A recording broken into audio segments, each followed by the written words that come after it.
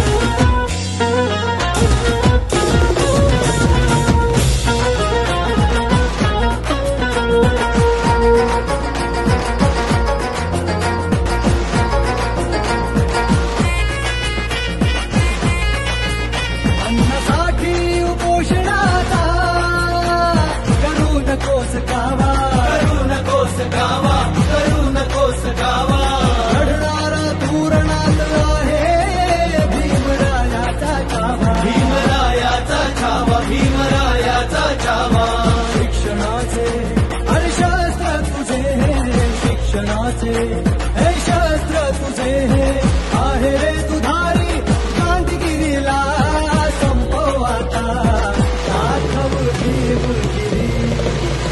हे गांधीगिरीला संपव आता दाखव भीमगिरी.